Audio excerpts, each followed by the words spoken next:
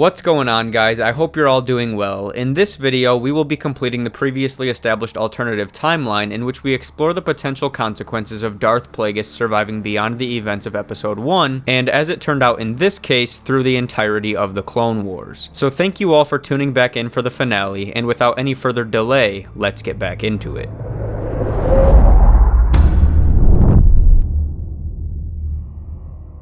"7 years into his reign, Darth Plagueis rested in his quarters. For a Sith Lord, there was no peace. Passion was his source of strength, and Plagueis' lone passion was the dark side of the Force. As he drifted, his mind was in turmoil. Plagueis was acquainted with darkness. Plagueis was darkness, but there was something buried deep in the Force, an entity with such gravity that it stirred heart-racing fear in the Dark Lord. His pulse climbed rapidly as he pried at the dark side, seeking to understand the culprit behind his nightmare. He heard screams as a lightsaber cut through the air around him. He turned his head and saw himself gasping desperately, pleading on his knees for mercy. A deep cybernetic breath boomed around him, followed by silence. And then, from behind the image of himself, a man with light brown hair hanging to his shoulders, a partial mask covering the bottom of his face, and the eyes. The vengeful eyes of Anakin Skywalker. Plagueis jerked out of his sleep, breathing heavily as he gathered his thoughts. Anakin's body had never been recovered.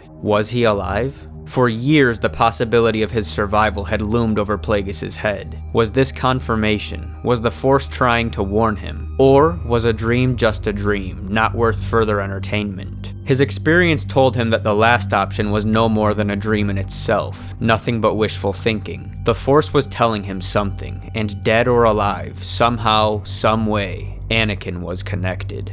On a distant planet, 2 Jedi scoped out an Imperial base for entry points. Their goal, to acquire top-secret security clearance, access the Imperial database, and identify the whereabouts of Emperor Damask. They would enter from the top, Kenobi first, Ahsoka second, and Captain Rex rounding out the unit, while Echo waited on standby with the ship. The group was efficient, navigating quickly and quietly to the security room where they were met with insignificant force in comparison to their skill. Identifying the commander, Obi-Wan summoned his code cylinder from his pocket and got to work. Rex stood by in case of more Imperials, while Ahsoka scanned through security footage looking for the Admiral who was currently on base. Obi-Wan would check to make sure, but it was unlikely that anybody else had the Emperor's location. Still, there was plenty of intel that the budding Rebel Alliance could make use of. As Ahsoka combed through the footage, a nearby presence suddenly sent chills through her body. She flicked through cameras, seeking to lay her eyes on the culprit. It didn't take long to find him. A hooded figure making no effort to conceal his presence ripped his way through the base. Confidently, ruthlessly, he destroyed everyone who stood in his way. Ahsoka's heart raced as the man made his way down the hallway. Imperial troopers around him cut down like stationary targets, others hanging in the air, grasping desperately at their necks, fighting a hopeless fight. Obi-Wan stood shocked, unable to fully believe his eyes. Anakin stepped forward slowly, a pair of cybernetic legs guiding him into the room, a mask sealed tightly over the lower half of his face, his eyes glowing yellow as he entered, and then returning to their familiar blue. A blaster bolt zipped through the air from behind him, stopping inches from Anakin's back. The trooper responsible froze, unable to command his body, and the bolt fired back, dropping him where he stood.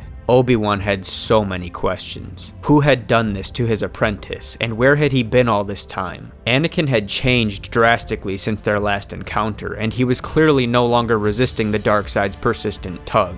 He was no Sith, and Obi-Wan still detected the caring heart of Anakin within, but this was no longer the boy he'd trained. Anakin was not a Jedi anymore, but they could sort their differences out later. They were all here for the same reason: find Darth Plagueis. Joining forces just like old times, the 4 of them raced for the upper levels where the Admiral had last been seen. Anakin led the way, appearing to enjoy eliminating their challengers far more than he should have. As they approached the door, 2 troopers raised their weapons. Rex fired, stunning both of them, but Anakin carried on anyway. Calling on the Force, he raised the defenseless men into the air and threw them in opposite directions. Breaking through the door rather than simply waiting for it to slide open, Anakin entered. From the balcony at the back of the room, a ship lifted off. Moving swiftly, Anakin reached out, stopping the ship in midair and then pulling it back down. Unable to afford a violent crash on the platform, he reached into the cockpit with his mind, taking hold of the ship's controls. Within 30 seconds of the ship landing back on the platform, Anakin had ripped the door off, retrieved the Admiral's code cylinder, and returned to his companions. Meeting Obi-Wan's eyes, he had only one thing to say: "Let's finish this."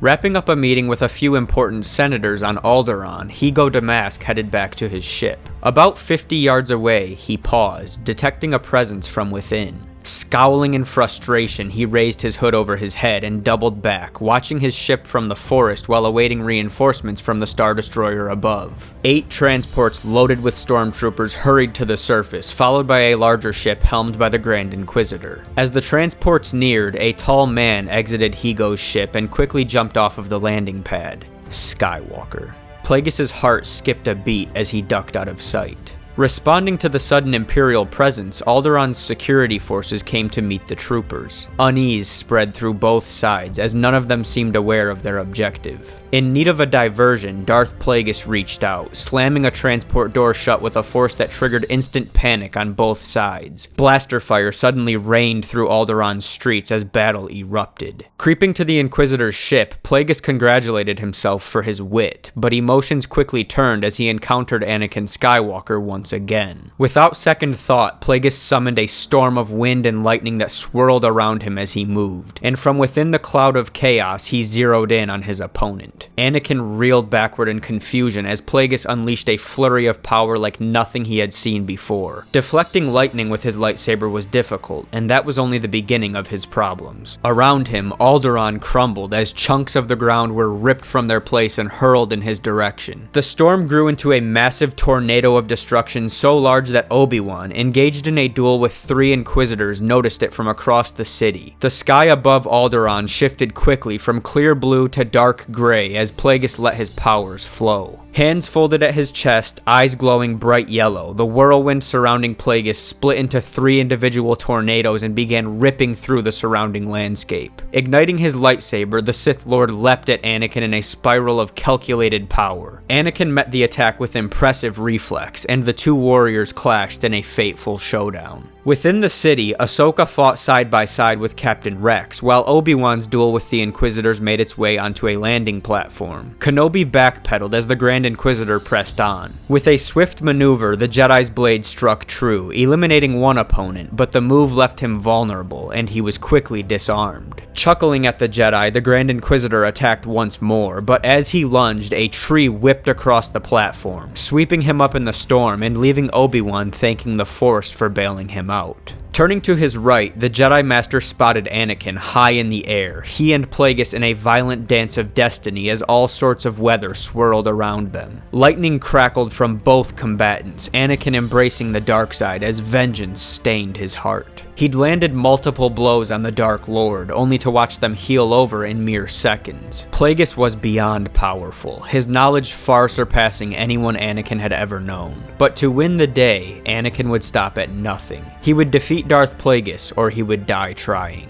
Landing on the ground, Plagueis whipped his lightsaber at Anakin and then broke into a charge, spewing lightning from both hands. Calling on the Force, Anakin deflected both lightsaber and lightning, but failed to account for Plagueis himself, as the Dark Lord leapt skyward, landing behind his opponent and pummeling him with more lightning. Ripping buildings apart as he advanced, Plagueis' assault came from all directions as Anakin's defenses began to crumble. Falling to his knees and screaming in pain, the reality of defeat began to set in. Attempting to rouse the Force for one final counter, Anakin dug deep into the dark side. But at the center, he did not find strength. At the center of the dark side was Darth Plagueis, warping the Force into his own machine, forcing his will upon it in complete opposition to everything Anakin had ever been taught. Lying on the ground now, at the mercy of the Dark Lord of the Sith, death itself standing above him, revelation washed over Anakin Skywalker. Darth Plagueis had conquered the dark side. To try himself to beat him at his own game, to fight darkness with darkness, was hopeless. With blurred vision that could barely make out the figure before him, Anakin heard the voice of Obi-Wan Kenobi. Turning to face his new challenger, Plagueis left Anakin to suffer in his failure a little longer. And as Kenobi prepared for a fight he had no chance of winning, his apprentice slipped into a meditative slumber. As the sounds of whirling lightsabers and force-generated storms drifted away, Anakin began recalling the lessons he had never fully understood in his training and began to connect the dots. Plagueis' message about controlling the Force, about using it as a tool for power, knowledge, and in time, immortality, had made enough sense to him years ago, but now he saw the flaws. The Force was not meant to be controlled or even to be fully understood, but to be trusted even in the darkest of times. It was only in full submission to the Force that a Jedi would find peace. Peace bred focus, focus bred clear vision, and balance was the result. Anakin's eyes shot open as he came back to reality. Rising to his feet, his insides seethed in agonizing pain, but the Jedi simply allowed those sensations to fall away as he focused all of his energy on the Force. With Obi-Wan and Ahsoka both lying lifeless in the street and the city around him reduced to rubble, Anakin stepped toward Darth Plagueis, who turned to face the Chosen One for the last time. Battle broke out once more, Plagueis aiming to expose Anakin's respiratory systems, but each attack quickly deflected and met with an impressive counter. There was something different in Anakin's approach now. He didn't know what it was or what had caused the shift, but Plagueis didn't like it. Digging deep within himself, the Sith Lord drew on the dark side and unleashed his full wrath. But Anakin moved like lightning, anticipating each of Plagueis' moves as if he could see right through him. For Anakin, the duel became less and less about fighting an enemy, and more about allowing the enemy to expose themselves. As the battle carried on, his vision only became increasingly clear until finally, Anakin was completely centered. In this state of mind, there was no Darth Plagueis. There were no lightsabers, no obstacles, no storms. There was only the Force. Anakin Skywalker had unlocked the truth, and now destiny knocked at Plagueis' door. The impending doom he had fought so hard to avoid for all those years, the threat he had desperately tried to destroy, the fate he had tried to escape had finally arrived, and it was even worse than he had feared. Each attack was met with exactly the right counter, but even as the reality of his defeat set in, there was nothing Plagueis could do but fight until the bitter end. His yellow eyes grew bright as Force lightning rocketed from his fingertips, and as Anakin leaned in, deflecting the power not by lightsaber but with his own hands, the truth of failure forced itself upon Darth Plagueis. His body crumbling, his healing powers unable to keep up as Alderaan shook around them. And finally, with one final push from Anakin, a blast of energy from the sky struck Plagueis where he stood. Exhausted by his efforts, Anakin stumbled, gazing at all of the destruction left in their wake. Thousands had died here today, and his hands were far from clean. Maybe that was the price for peace in a galaxy where darkness always seemed to force itself upon light. Maybe he should have done more to protect the innocent as he hunted for Plagueis. No doubt he should have done that. But maybe, just maybe, these precise circumstances were necessary for his awakening. Maybe it had to be this way. He would never know for certain, but as he stood triumphant now, Anakin found a level of peace he didn't know existed. Not because he'd succeeded today, certainly not because of revenge, but because the Force was in control, and for the first time in his life, Anakin understood that reality, and he had submitted fully to a plan beyond his own comprehension. Kneeling next to Obi-Wan and Ahsoka now, he reached down to touch each of them. Detecting no indications of life, Anakin bowed his head in a moment of sorrow, but as he did, his Padawan jolted to life. Ahsoka gasped for air as she met her master's eyes and began searching for answers. Anakin had done it.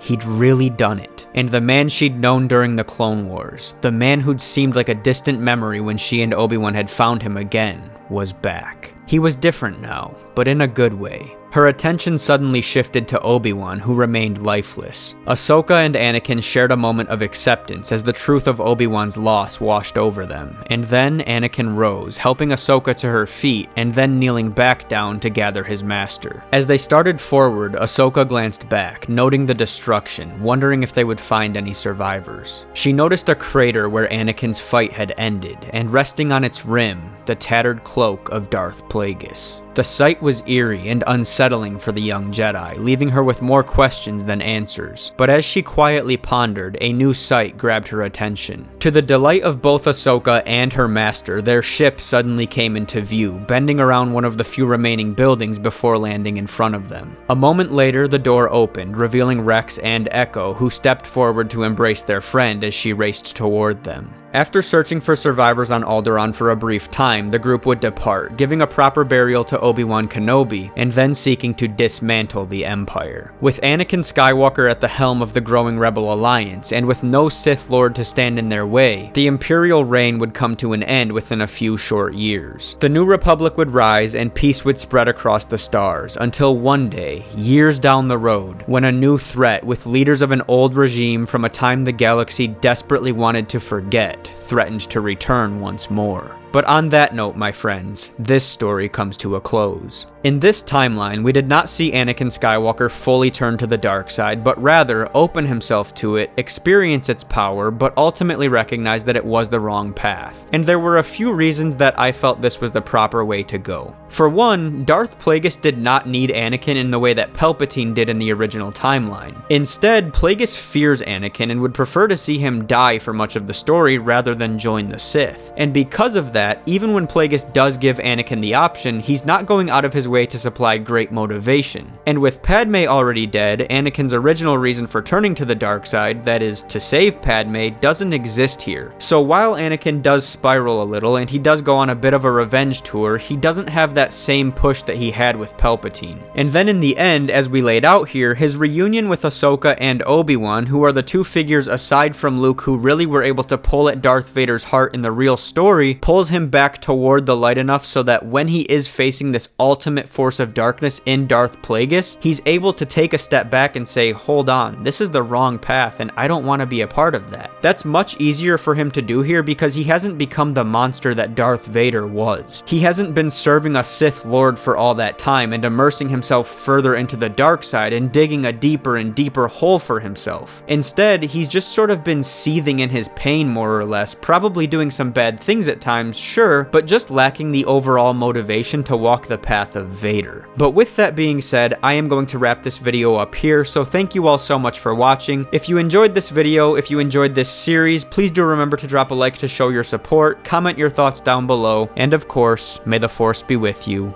always.